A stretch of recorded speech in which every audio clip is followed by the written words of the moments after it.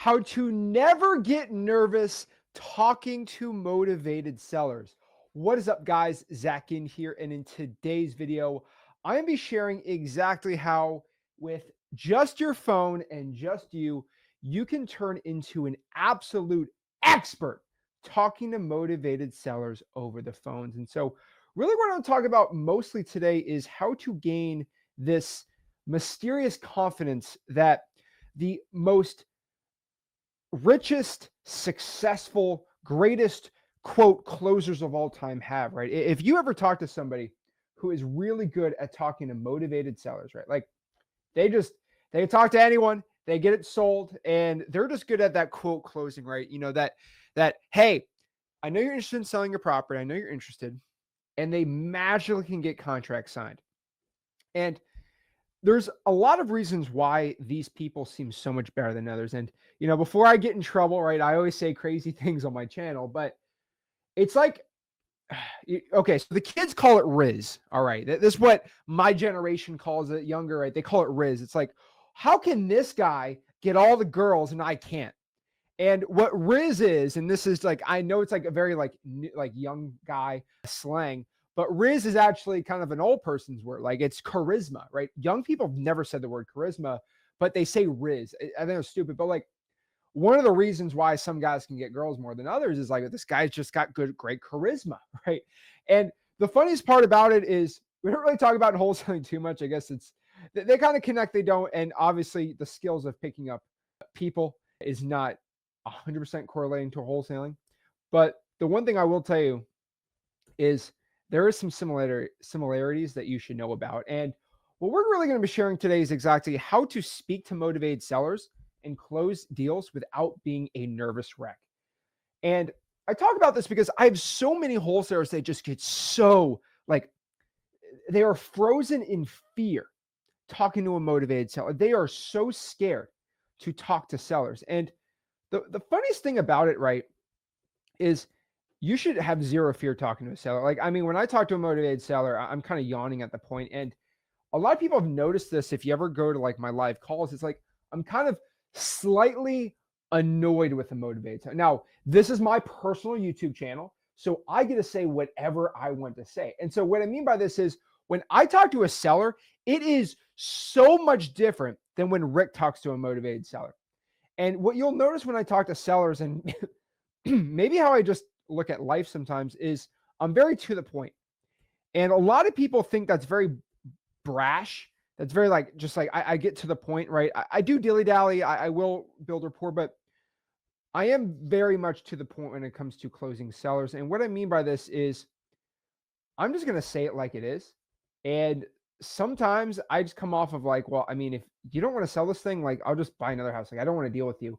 And the reason I do that, it's like, well, you don't want to be that, like you talk to all these other wholesalers, like, can I please buy your house? I think that's pretty stupid. Like I don't ever come into wholesaling on that angle of like, oh, I just want to please buy your house. Like I'm like, well, I buy a lot of houses. I'm legit. Like if you want to sell, like I'd buy it. Let's go see the house. So you don't want me to see it. If you don't want me to buy it, like I'll just go buy someone else's house. Like I got no problem. Like there's plenty of houses to buy. Like, I mean, have you seen the real estate market? Like prices are going down. And so plenty of people are looking to sell. Right. And I say that obviously I don't think real estate's crashing, but I kind of know who I'm talking to. Am I talking to a buyer? It's like, well, this is an up and coming market. And then I talk to a seller, like, oh, doom and gloom. Right. And I'm not fraudulent. I'm not misrepresenting the facts to anyone. Right. I always tell the truth. But the one thing I always do really well is when I talk to sellers, I have this unshakable confidence within me. And it's not that I sound smoother. It's obviously that I am not like, I mean, contrary to what people say, I may be the sexiest wholesaler alive, but it's not that like I'm the most good looking guy. It's not like, it's looks. Looks is the most important thing. That's so stupid, right?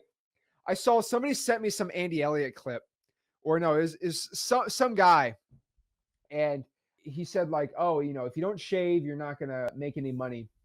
And it was like some Andy Elliott type thing. And I thought it was so stupid. I was like, dude, like, no, if you're virtually wholesaling, like nobody honestly cares. And the fact that that guy said, oh, a beard, people are going to judge you. It's like, well, I have acquisitions managers, full sleeve tattoos, beard, like big individual, like honestly, like you would probably judge them. And that's not a bad thing. Trust me, tattoos are cool. But I'm gonna get on a tangent later. I love when people say I don't have any tattoos, but people are like, well, my body, they always say my body's a temple. I'm like, have you ever been to a temple? Like they got writing everywhere, like duh. But the thing about it is some of these people, you would probably judge them. They're jacked, lots of tattoos, right? You'd be like, oh, that might be, and they're the greatest of the old ladies, right? Because it's not about what they look, it's how they present themselves, right? And a big, strong person can present themselves as scary or as just a great person, depending, right? And so that's always the thing about it, right? And so a lot of people think it's just like, oh, there's this big secret of confidence, and it's not about how you look. And if it was how you look and how you sounded like, I would probably be one of the worst wholesalers, especially coming up, right?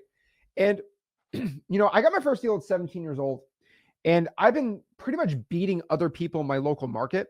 I've been beating 40 and 50-year-olds, not Rick, but like I was legit 18 years old. I don't think anyone else can really say this. I was legitimately 18 years old. This is all documented, verified stuff. I was 18 years old, and I would go on an appointment after like a 45-year-old guy who was buying 10 houses a month, and I would close the seller, and I would beat these 40, 50-year-old men. And no joke, I've had these 40, 50-year-old men come up to me in the gym and try to physically assault me because I was just destroying. Like, can you imagine being in high school and these guys are coming at you at the gym, just like, what? And they're trying to legit beat you up because you're destroying them on appointments. And it was just absolutely hilarious. But like, the thing about it is, it's so funny to me. But like, my age could have been the reason why I sucked at wholesaling and nobody believed in me.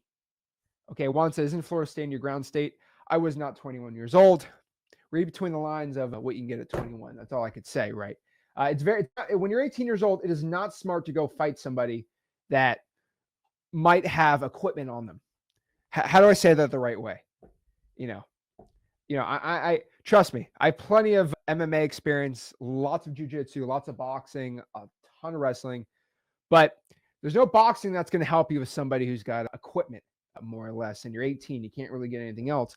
So I know how to pick my battles to live another day. I value my life over my ego. But the thing is, well, I was 18, I was destroying people just like twice my age, 3 times my age. And so it's not the age that is the problem. And so I've been kind of going through this, and almost we're closing 4,000 deals, over 3,500 deals. Been wholesaling almost 9 years now. I figured out pretty dang fast. It is never, ever, ever, ever going to be your age, how you look, how you sound.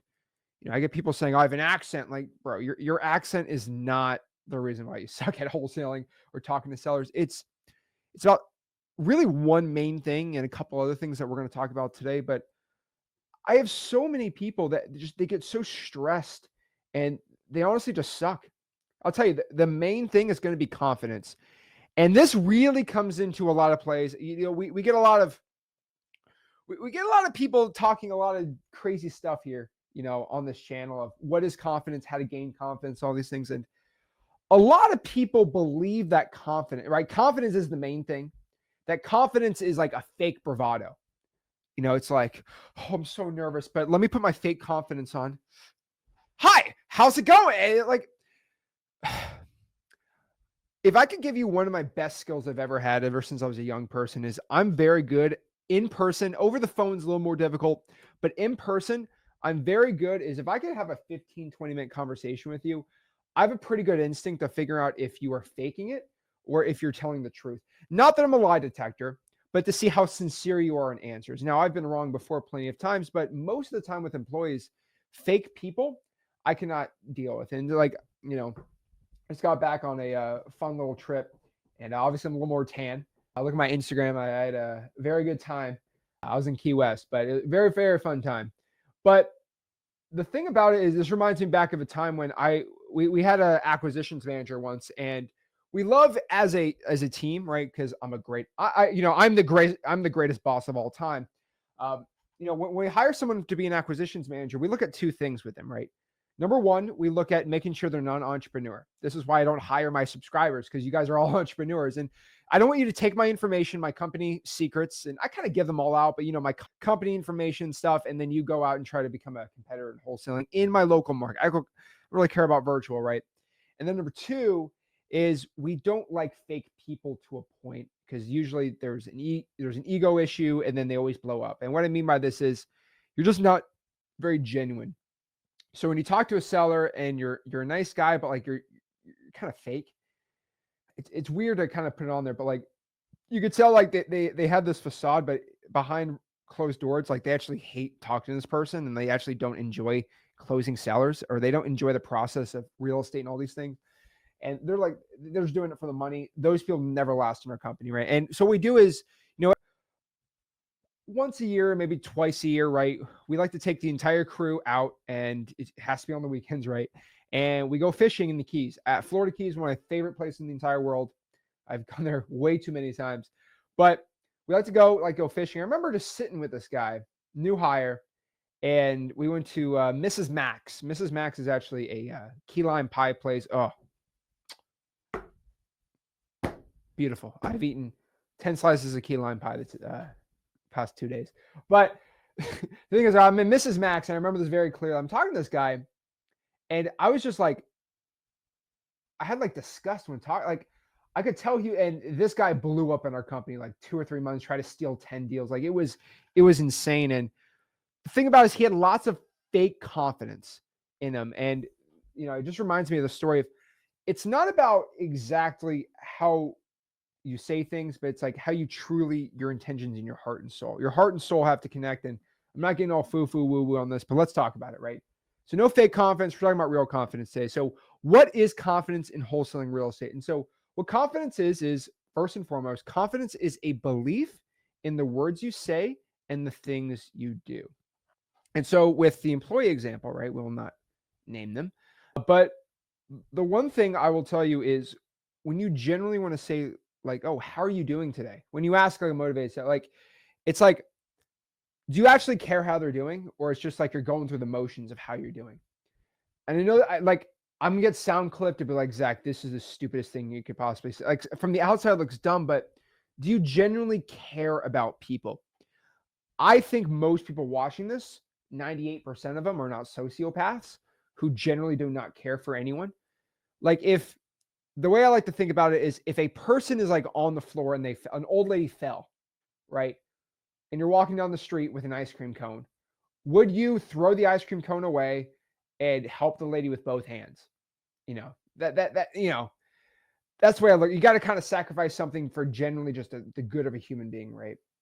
It's like you do you genuinely care? And there's about 1% of the population that are considered sociopaths or psychopaths where they generally cannot feel any empathy for human beings. Now, probably one person here is like this. I don't think anyone, but like generally, even if you're like a mean person, if you see an old lady like on the floor, you're going to help her out, right? Like if you have that part in you, you can grow that part of your heart, right? But as long as you're not like a sociopath, like you generally should care about other people. And I think as a man, you shouldn't be like, oh man, I'm a man's man. I don't care about nothing. Like that's dumb, dude. Being a man is caring about other people. And I could care less what anyone says. And there's being jack strong and all these things, but like I think being strong is caring about other people too, and not in a weird way, but like generally you should care, right? And the thing is, generally, if you ask a motivated seller, how are they doing today? Because they go in tough times, they're going through difficult situations, right? You should really care about them and their situations. And obviously, it's a twin benefit because if you care, you actually make more money. And these are generally people putting trust in you. You should put trust in them and build an actual relationship with them, right? And I'm not saying being best friends with them, but like understanding your roles and their roles, but at least like, hey, this person understands me. That is one of the clearest, most simplest ways to actually start having success. And so confidence is really believing the words you say. And so when I say believe in the words you say, I mean, how are you doing? Like actually believe in that, right? And you'll find when you tell a lie, like, oh, how are you doing today? I want to know how you're doing. And you don't like actually care. The thing about being human beings, and we've read a lot of psychology books and go like when you actually are even white lying or just like lying a little bit, your inflections and you're just unless you're like a trained actor, which none of us are. Some of I guess like it's very hard for you to really like pretend to be something, right? Like, if I pretended to be the Joker in Batman and like I want to destroy people and destroy a hospital, like it's not going to sound very genuine of me being crazy. Actually, I am crazy, so I could probably be the Joker. But it's gonna be kind of hard for me to play those roles. But like you got to believe in what you say, and this comes to every aspect of talking to a motivated seller. And so let's kind of go through the top, right? It's how are you doing today? Are you interested in selling your property? Which everyone should, right? And I'm looking to buy your property for cash. And when you have a foundation of a truth and a foundation of you actually caring, you're going to end up making a lot more money and actually having success. But the problem is most wholesalers generally do not care. And especially young people, they're looking just only get in this business just for a little bit, not build connections, stuff like that, right? That's really going to get in a lot of pain. And so actually believe in what you say. And so the one thing I'll tell you is the fastest way to gain confidence, just like the top wholesalers with the best confidence, most of it is going to naturally just come from experience. And this is just a true fact. Once you start going out here and talking to motivated sellers and you start closing more deals, you're going to start first and foremost believing in what you're doing. Remember, belief in the words you say and the things you do. So actually, when you believe in yourself that, most people, you're going to find this, they'll make all these calls and they get nothing. And then they get one deal. This is so crazy, but they'll get one wholesaling deal. Okay. They'll get one wholesaling deal. And then right after they get that deal, they'll get 2 deals the next month, then 3, then 4. It's like I spent 8 months not having any deal, but after I got my first deal, then I got 10 deals a month after that. It's like, what happened? You actually believed. And not like I believe, like Santa Claus believed, but like this, it actually happened in front of me. My belief is literally 100%. And this is why when somebody gets their first deal, it always explodes their growth. Sometimes people flutter and they don't, but for most of the time, it explodes their growth. And this is why, I get a lot of flack on my channel. Like, Zach, you talk about getting your first deal a lot. It's because like once the first deal is made, the rest just comes so simple. That's the hardest part in making somebody a millionaire in wholesaling. Is just get the first deal. Like that first deal, that confidence is now unshakable because once you get a wholesale deal, right? And this is why I was so excited, hearing about some people's first deals on the Discord call on Friday. It was so awesome to really see that because once you get that first deal, it's like, I talked to another motivated seller. I was like, hey, I actually can buy your house. I got my buyers. I know the entire process, right? I got my title company. I have everything lined up. I can do every part of this process. I can do it. Because there's nothing is wavering on your confidence of the actual things you do. So believe in things you do and the things you say. Now, next, the things you say. Hey, me and my partner can buy your property for cash. Now, you already had a partner that already closed a deal with you. Now, confidence is already perfectly there. Now, are you going to be super smooth or as smooth as me? No. Are you going to be perfect? No. Guys, what I need to start doing some more live calls because I think the thing about live calls that a lot of people think is you'll see recordings of me and all these things. And I'll tell you, I'm pretty smooth with it talking to most sellers, but like I'll fail. Like I'll definitely mess up. I'll say ums, buts. I will switch contract with agreement. Like I will still mess up today. And that's completely okay. Kobe Bryant, even in his heyday was still missing shots.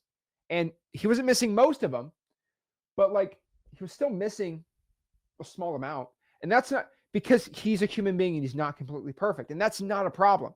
The only basketball player that was pretty much perfect is Michael Jordan because he never lost to the finals. But LeBron Glazers can dislike this video if they want. I don't care. But like LeBron, and for all my LeBron Glazers out here, LeBron still makes mistakes.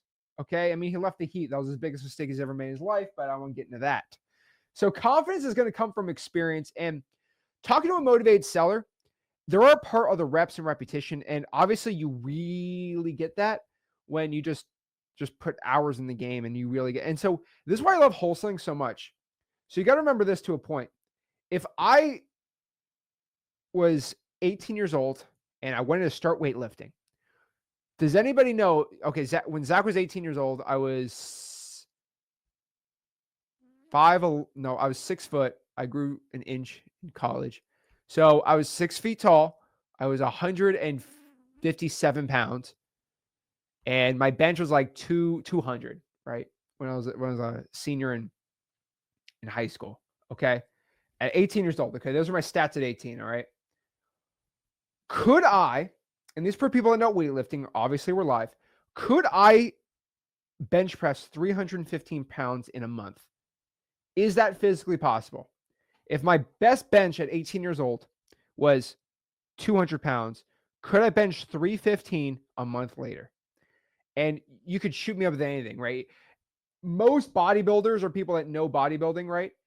Or strength, they're going to say that's not, it doesn't, you could shoot yourself with alien blood. I don't even know, like, right? You could be a Saiyan yourself. That ain't going to happen in a month. Obviously in 6 months, maybe a year, right? But like in a month, that can't happen, right? It's like, okay, my mile time right now is 10 minutes. Can I get a 4-minute mile within a week? It's like, no.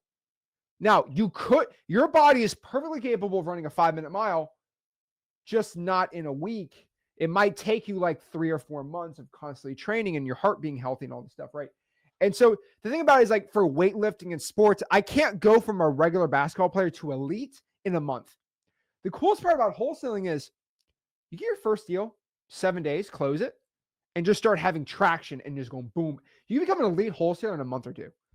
And when it comes to talking to sellers, you can be elite in a week or 2 weeks.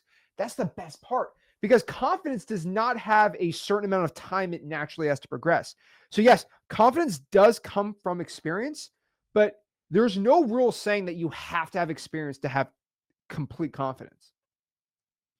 That's the thing. So, like, so many people think they have to have this experience. Well, first, to get the experience, you have to do it. The action's important, but you don't have to. You can just believe right now, and you're going to be just as good as somebody else if you truly do believe. Now, more or less experience is probably going to be the best thing. Experience plus true beliefs can help you out, but that's how you do it. And so the question comes, if I'm a complete beginner in wholesaling, I want to have unshakable confidence with motivated sellers. How do I do it? Well, I'll be honest with you. Your biggest issue is being nervous with motivated. And I don't call it confidence. I think most people, especially a beginner, is going to be nervousness. Now, you don't have to be on the phone like, to be considered nervous. It could be, hey, how are you doing today? You could sound kind of okay, but deep down you are nervous. You're kind of like okay on the phone, but like deep down. Have you ever been that, like, you're super nervous inside, but like you're coming off cool? That's still being nervous, by the way. And I still consider that, right? I mean, let's take a poll here, right? Since we're live, right? How many of you guys and gals, your first conversation with a motivated seller, were you nervous? Yes or no? Right? Like, I was scared straight. Okay. And my first appointment, I sounded pretty good on the phones ish, but like I was dying inside. I was nervous inside, right? I was literally outside the halls of my high school and I was super, super nervous. Right. And so we're all terrified. And so the thing is, being nervous is you are going to become nervous talking to a motivated seller. If you're a beginner, you are going to be nervous. No matter, you will be nervous. That is just a true thing. And so what I'm telling you is your biggest issue with sounding confident is going to be nervous. Now, there's not a problem with being nervous. It's going to happen. But what are some things we can do to eliminate? You can bring nervous, like, let's say there's a levels to being nervous, 0 to a 10. How do you go from you being an 8 to like a 4? You're still going to have some, but you're going to be less nervous, right? How do you do this? Well, being nervous, talking to a seller, not being smooth, not having that quote wholesale riz, right, is going to come from 3 main things. And I'm going to tell you exactly how to overcome these 3 things so you can have the best shot of sounding as good as you can. Now, you're going to be nervous, right? I mean, Faith was nervous. Myself was nervous. Jason was nervous. Jason, I need to talk to you, dude. Like, I don't even know what's going on with Jason. I know Jason's probably doing great. He's probably crushing it, Jason. I need to get your phone number. I need to call you up, man. I just want to see how you're doing, dude. I care. And I haven't talked to Jason in a minute. I know Rick has talked to Jason, but I haven't talked to Jason. Oh, man. Okay. So nervousness comes from 3 main things. So let's talk about the first one. Obviously, the biggest part why somebody becomes nervous is going to be primarily from what I call fear. And fear is to become nervous from fear. The reason for this I've found is you're scared of what the seller is going to say. So the fear, when you're at fear, you get nervous, and the reason why you have a fear is because you have a fear of what the seller is going to say. Now, stay with me here because you're going to sound pretty dang good off the phones after this. Now, what I mean by this is you're scared what the seller is going to say. That means you're going to be scared that they're first and foremost going to say mean things about you. I personally think that's the dumbest thing in the world. Like, I mean, coming from a guy that gets hate videos, exposed videos about him, people talking the craziest comments, right? I honestly don't care what anyone mean has to say about me. You know why I say that? If I get a hate comment, oh, Zach, you're a jerk, you're terrible, you're this or that, right? It's like, well, first of all, did I do anything illegal? Then if I did, go sue me in court. Obviously, you can't sue me in court because I didn't do anything illegal. So you got to make an exposed video about me. You know, how many exposed videos I got, but they're all stupid and fake. But the thing about it's like, I always tell people this, and this has always been my number one like guiding light when somebody says something mean to me. My mom thinks I'm cool. And a lot of people think that is super dumb, but that should be the greatest guiding light if somebody says something mean to you. What I mean by this is, let's say somebody goes out here and calls me a bleeping bleeper, blah, blah, blah. I am the biggest jerk, whatever in the world. Okay. You just said that about me. Awesome. Well, let me go phone my mom up, who gave birth to me 25 years ago, that raised me, that knows me pretty dang well. I see her a lot, right? Let me call her up and say, hey, do you think I'm a bleeping jerk? No? Okay, well, I think you know me more than Johnny Boy 62. So I'm not going to be upset about this guy because you believe it. And I trust your opinion over this guy's opinion. So I don't have any fear. Now, I also say this. It's like, well, does your dog think you're cool? Like, you go down the line. And if I get offended what Johnny Boy 62 says about me, that means I hold his opinion over me way bigger than you know, Courtney or Jason or Robin. I think Steve thinks I'm cool.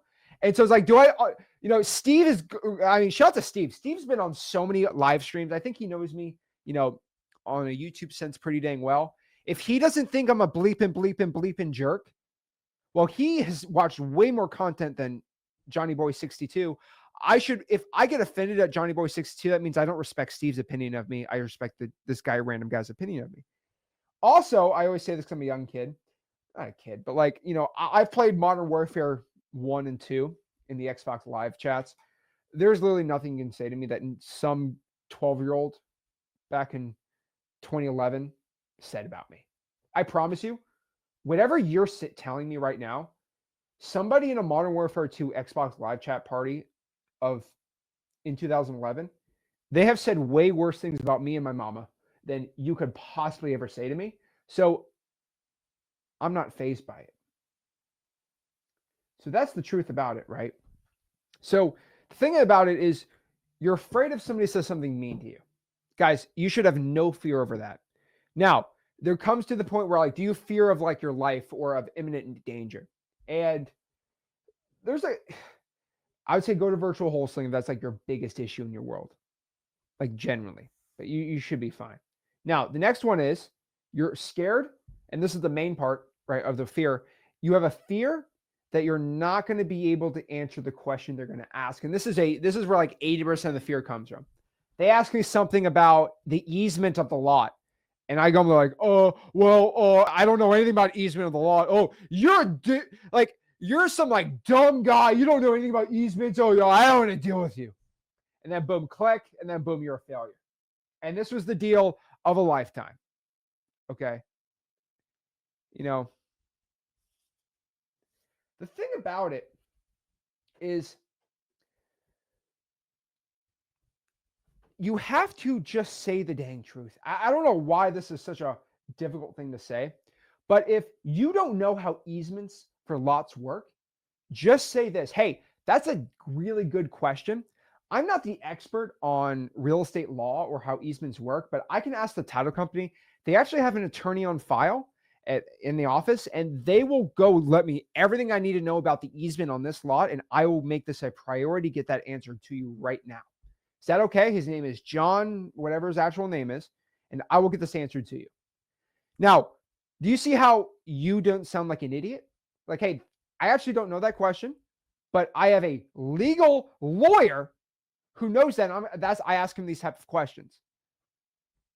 You never dealt with easements before? Well, I just buy houses, man. Like, I let this title company make sure we're legally protected. We have title insurance and all these things, right? Boom. Done. That's the thing about it, right? So many wholesalers, right, really truly believe, right, that they're scared. That they're scared because they won't be able to answer the question. Well, if there's a question you don't know, generally just say, hey, I don't know that answer, but what you need to do is provide at least somebody that knows that answer. Now, I believe everyone can use me. Hey, that's a great question. Let me ask one of my colleagues, Zach Ginn, and I'm actually in his mentorship program. He's actually going to tell me if you have to, right? Because you earn freewheelson.com, you're subscribed to this channel. You can talk to anyone in the chat here. Like, if you have any questions, we're all here to help you, right? Everyone is so shocked in the Discord call Friday, especially newbies. Are like, I can't believe, Zach, you're just answering my questions. You're actually helping me. And like, I didn't spend any money. Like, I feel bad. I'm like, just help other people out. Like, just do the right thing. Like, that's what I do. Don't be scared to go out here and answer a question if you don't know it. Like, there's no shame in that. Now, you should be prepared of what they're going to say. That's why I say go to freewheelson.com, learn how to wholesale real estate for free. We have objection scripts. There's other objections you're going to get, right? Like, you're talking to a seller like, hey, how's it going? They go, what's the offer? Give me an offer right now. Ah! And they're like, they're screaming at you. Give me an offer, give me an offer, give me an offer, give me an offer. That's not good. But generally, if you're scared you won't be able to answer that question, I'll be honest with you, just admit, hey, I would love to give you an offer right now, but I have to meet at the house, whatever the situation is, whatever the objection, go answer right there. Now, another reason so many people get nervous is you don't know what to say.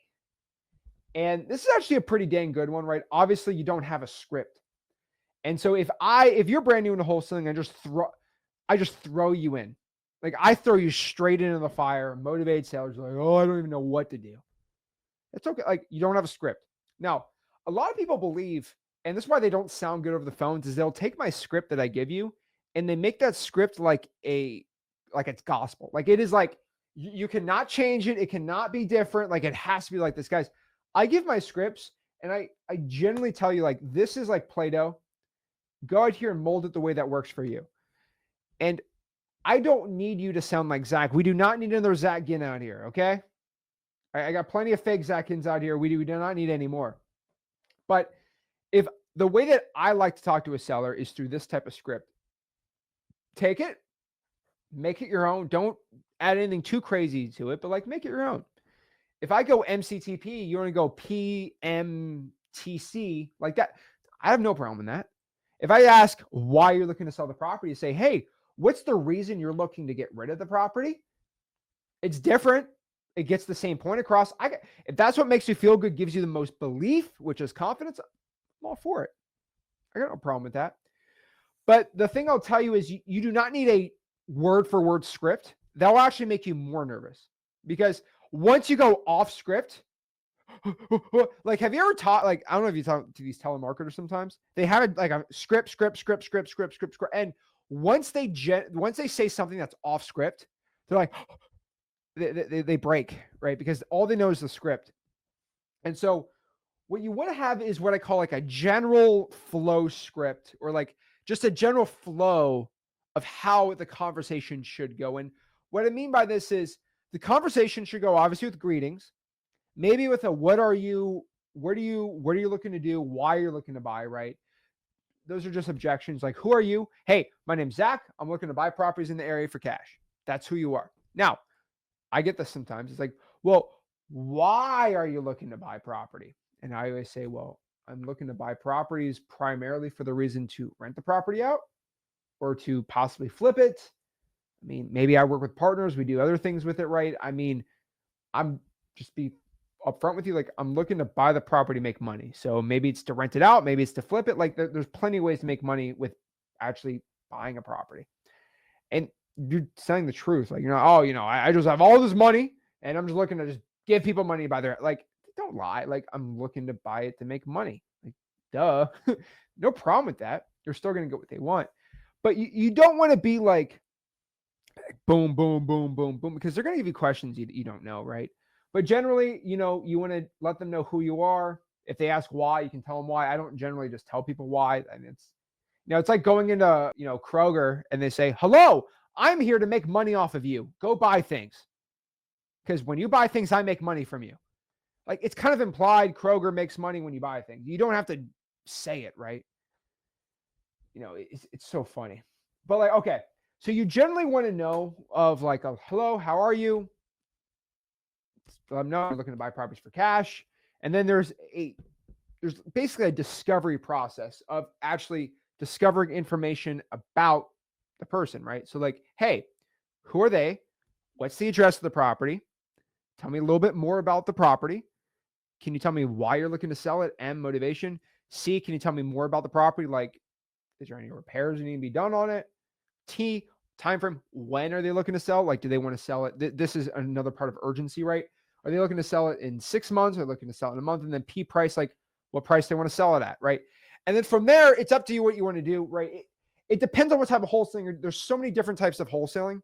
You could be, if it's like an inbound lead and it's virtual, maybe you just want to go out here and go straight into the offer. Maybe it's in person, you want to call them back or set the appointment. They're all different, but I don't want you to have this rigid, like it has to be this, and this. The only thing I'm pretty rigid about is obviously you need the address. You want to be able to get an offer price generally. And one thing I'm really rigid about is I want you to condition the seller. I don't want you to ever give an offer without them agreeing to making a yes or no decision before you give that offer out. Reason is you don't want to go with the dreaded maybe, but that's because I deal with mostly off-market deals that were direct to seller. That's just how I do it, and that's how you get deals, right? Now, I'll tell you this. This is not a word-for-word script. So if you go to any of my scripts, you try to go word for word, make your own script, that's fine. But just know that it's like having a game script in football. It's like, okay, well, I know they mostly run man, so we're going to be doing that. Like, you have to adjust on the fly. The only thing that is expected is the unexpected sometimes. It's like having this game plan. Mike Tyson says everyone's got a plan until they get punched in the mouth. It's like you have a general game plan in a fight of how you're going to do it. But like sometimes hey, this guy was never a kickboxer, but I thought he was only a boxer, but this guy's throwing kicks. Like, I need to adjust my strategy. You have to expect that. And if you go in there not doing it, you're going to get destroyed, right? Now, number 3, and this is probably the stupidest one, but it is a truth. Okay. But you don't actually, and this is mostly beginner issues, but you generally don't believe that you can buy the person's house. You actually think you're a fraud. You think you're lying to a seller. You think that you buying the property for cash is you're actually, I know this is great, but like you actually think you're just stealing equity from the seller. Like, you generally believe that I'm buying this person's property and I'm stealing equity from them. I'm deceiving them and frauding them. And they really should just go with a realtor. They'd make more money. And I'm beating their lives over to, some people generally believe this. It's hilarious to me. Well, first and foremost, can you generally buy the house? Yes. If you say that you and your partner are, yes. Now, can they make more money? One part of how I always talk to motivated sellers, and I've been completely transparent with this for Jesus, how long, is why don't you go with a realtor? You'll probably make more money listing with a realtor. Well, I want speed and convenience. Oh, wow. This is why people trade in a car. If a car ever gets into an accident, like its value plummets because there's accidents reported on this vehicle. Sometimes it's actually you make more money just trading it in and not dealing with the hassle than dealing with the hassle. And that's why most people trade in their cars. They do not want to deal with anything else. They just want to rather trade in that sucker. They don't. Speed and convenience. Okay, speed and convenience. That's the craziest part about it, right? And the craziest thing about it is a lot more people believe this in the past couple of years than ever before, because you had an argument in 2021, 2022 that speed and convenience, wholesalers really don't provide that. You might be like, Zach, what are you talking about? It's like, well, back in 2022, you could list a house and it would just get 17 offers and it gets sold full asking price like that. Like, let's do Austin, Texas. You list a property for 900 grand. It's worth 800. you'll probably get some crazy offers and get it sold in 14, 15 days. If you try to list a property at market value in Austin, Texas right now, you're not going to get like not standing room over, it's sitting room over. Like no one wants to give you offers. Like the thing's not selling now. And so, I think a lot of wholesalers have this thing of like in 2021, 2022, that's how real estate is in general. No. Liquidity is a problem in real estate. Like it's hard to just sell a property fast for at market value in real. It is very difficult to do.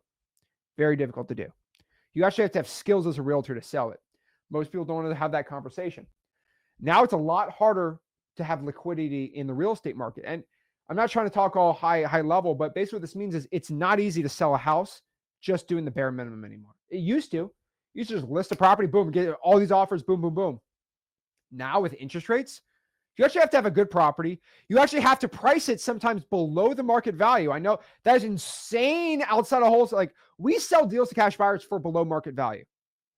We make money, the cash buyer makes money, right? We buy for a deep discount and then we sell for a discount. We sell properties at discount. Well, we sell contracts for discounts, right? But real estate agents do not know that concept because they get one listing a year. Most of them, staying truth. And they have to squeeze the most out of that sucker, right? It's so funny to me. But like you have this belief because you're used to 2022. Like if I can't get this property sold for 4 months, like I'm done with realtors. Let me just get rid of this thing, right? Like has anyone had that like beat up car?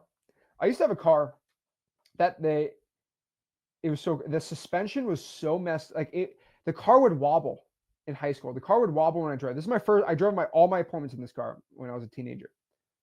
The car would wobble when I drove. Like it's like driving a boat. Like I would turn, the whole seat would turn. Like, and that was a very difficult car to sell.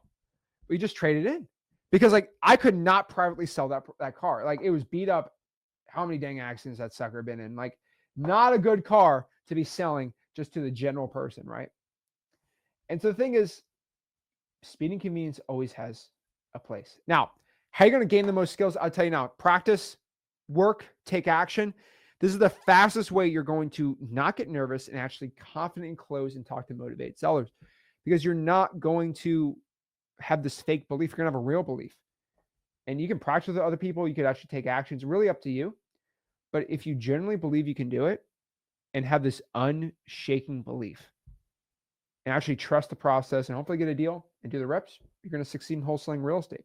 So that is my guide here on how to build confidence, how not to be nervous anymore.